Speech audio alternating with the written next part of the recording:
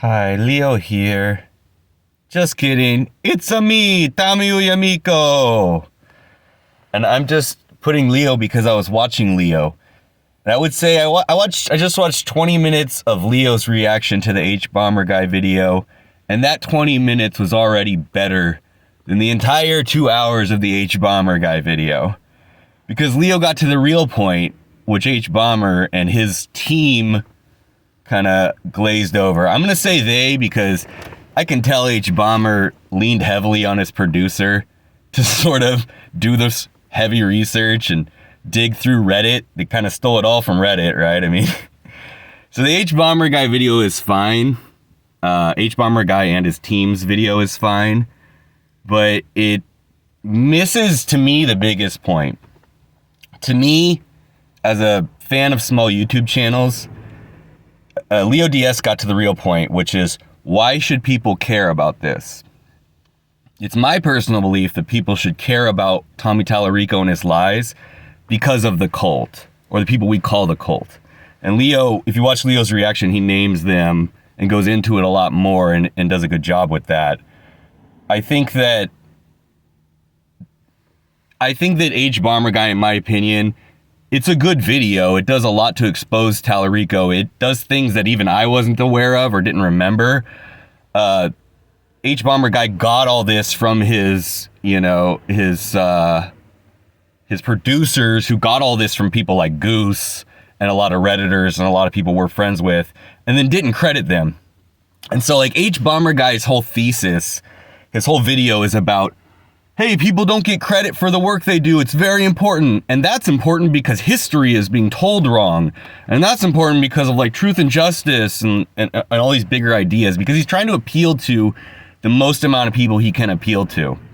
So he's sort of using the Tallarico story to funnel this other story that he wants to push, that he knows people care about, because it's hard to care about Tallarico. It's hard to care about Saggy Melons and Cyrus and DJC and Retro Bro. It's hard to care about them.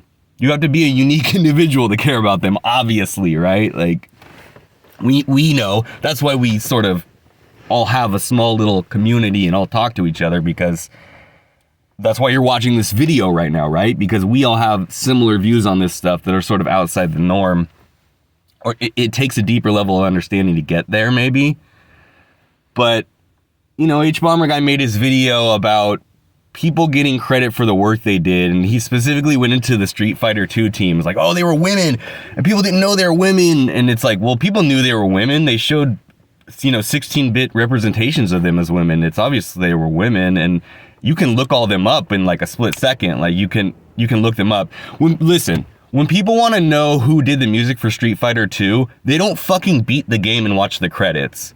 That stopped in like 2001 or 2002. People just type it into Google and they get the names of the team and the other games they worked on, and they see a fucking picture of the woman, and all that stuff is just very easy to find. It's very similar with Joey Curious.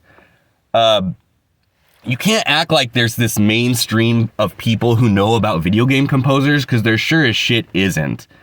People don't really know Koji Kondo, right? They just go, oh, that's the Zelda music, and that's enough for them. They may know Miyamoto barely, right? But that's enough for them. Tommy Tallarico is a guy, he either had an agent or he learned how to be an agent for himself, where he kind of pushed himself out in the mainstream. I do understand the negative consequences with that, but as a faceless musician and performer myself, somebody who tries to hide his personal life from the limelight, I understand somebody like Joey Curious, who doesn't really want a ton of attention. Maybe, there are people like that. Not everyone is the Street Fighter 2 women's crew, who we don't really even know what they felt about it. I mean, it was industry standard at the time that they did that on Street Fighter 2. That's just what happened to everybody. It wasn't that somebody was trying to take these women's music and make it their own and hide it. It's very different than the Tallarico story. It's kind of heavily unrelated if you think about it, but it's really only tangentially related to that shit, right? Like, so anyway, right, think about me. I don't care if I get credit for the music. If anyone wants to take that music and say they made it or do whatever they want with it or make money for it, who cares? Like, I don't care. I'm sure other people care, but those other people aren't the kind of people that go work for something like Tallarico Studios. When you sign up to work for Tallarico Studios, when you sign up to work for 90s Capcom, you don't expect you're getting a prestige. If you wanted that prestige, you'd go out and make your own career, right? And I'm not trying to be like a right winger. That's not how I am, guys. Like I like credit being shared, but there are certain circumstances. One thing you could think of is like the band Kiss. The band Kiss had guitarist, their guitar player was on drugs, Ace Frehley, and he wouldn't show up to the recording sessions because he had a major drug problem and alcoholism, and he was a little bit mental. And so they would get other people to play guitar. They'd say, hey, you can play guitar like Ace. Come in and play and pretend to be Ace. So they would do it, right? And sometimes these guys were better than Ace, and people know exactly who recorded what songs. It's right there on the internet. Now, it wasn't on the album, it wasn't there, it was hidden, it was way more hidden than shit like Joey Curious was hidden away from Tallarico. Way more hidden. But it's right there. It's fucking easily researchable. It's not lost to history. People, when you want to find out who worked on a Kiss album, you don't pick up the album and look at it, you type it into Google. That's just the way the world works now. So fine. I mean, if Hbomberguy with his poop-stained shirt wants to tell you it's about people not getting credited for things, fine. Fucking A, whatever. That's not how I feel about it, in my opinion. And talk about that poop-stained shirt, which, if this is your first time watching him, it doesn't make any sense. He's making fun of Mad Max for his serial killer mask while he's wearing a fucking serial killer shirt. Way more real. Like, a real serial killer would be wearing that shirt, not the mask, Mad Max mask. Mad Max is wearing like a film serial killer shirt. This dude's wearing like a real serial killer shirt. Like, what the fuck? Like, it's poop and blood and it's burned. What the fuck is this? Like, how to bring that up? Sorry. I don't know. I mean, there's other things I could say about this. Sweet and Tender Hooligan was really excited about it. Maybe we'll stream and he'll enlighten me. I mean, I'm getting what's good about it from what Leo was saying. I watched 20 minutes of the Leo reaction and I kind of get what's good about it. Now, anyone who thinks Tallarico isn't a liar can look at this stuff. You know, the MTV Cribs thing, we always knew about it, but having it displayed there was better. I almost wish Hbomberguy made a series of small videos going over like each thing Tallarico did, but then maybe that's like a harassment deal. You're not supposed to do that. I don't know. Or it's just not the way he works for algorithm and money and blah, blah, blah. Who knows? But I don't know. I don't usually self-promote, but hey, it had 1 million fucking views. So I just put, hey guys, I have a free album where we have a song about Joey Curtis and the Oof. And I got no likes, so I assume they probably shadow banned it or removed my comment. So I think that's a little weird. Whatever, I don't care. I'm not jealous. You can say I'm jealous. I'm not really jealous. I don't care. This is cool. I just think that he should have brought up the cult. It's hard to tell. How do you tell the story? This is what I said to Sweet. I said, Sweet, how do you tell the story of Tallarico being a liar and a manipulator in the year 2022 and you don't mention the cult? How? Like, you don't mention fucking Art of Mana and DJC and these people that set up the Crayola event for Tallarico, and then he said he had a partnership with Crayola. Like, it's the tip of the iceberg, right? So that's sort of how I'm feeling about it. I think it's cool. I don't think it does enough. The stuff I wasn't really aware of. I wasn't really aware of the seven Guinness World Records. I thought they were like, we knew that Guinness World Records were fake, and so we just kind of stopped at that. We were just like, oh yeah, well, he has Guinness World Records, those are fake, whatever, who cares? Obviously, like, move on.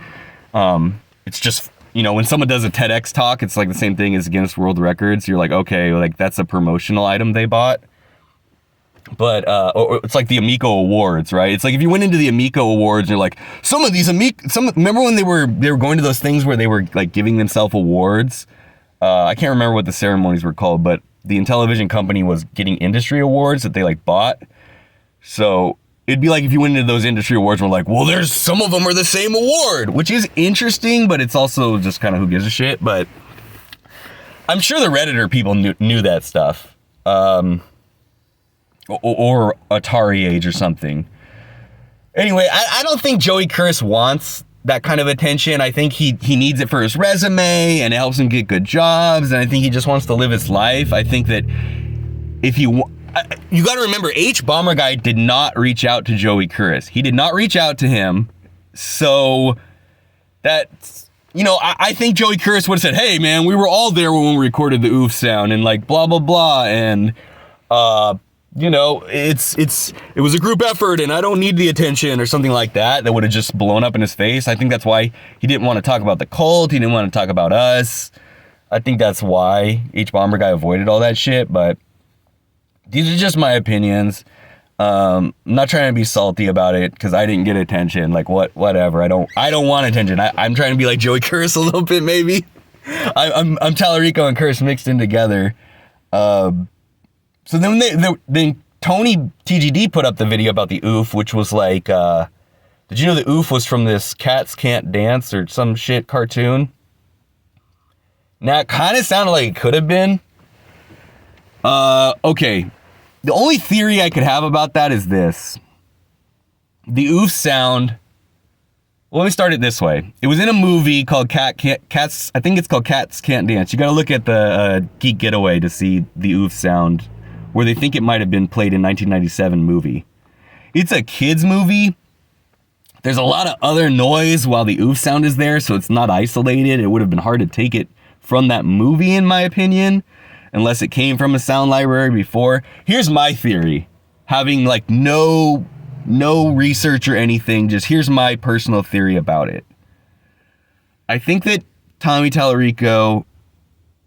This is just a theory. I think that Tommy Tallarico and Joey Curtis did record the oof sound from an actual kid in the studio. I think they were both there because when a kid comes in to record something, it's kind of funny and cute. It's not a normal work day. People kind of stop what they're doing and hang out, and like, you know, everybody's having a Coke and they just like chill out, and they're watching somebody who brought their kid into work. They see this person every day, and now this person's kid is here, and the person's kid is recording funny sounds into the microphone, right?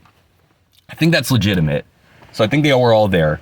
I think that it's totally possible that that kid watched that cat movie maybe several times even. We know that the oof sound has this quality that when kids hear the oof sound, they like to repeat the oof sound. And a lot of them can do it almost perfectly. And there are millions of kids like that. It's the sound itself carries that quality.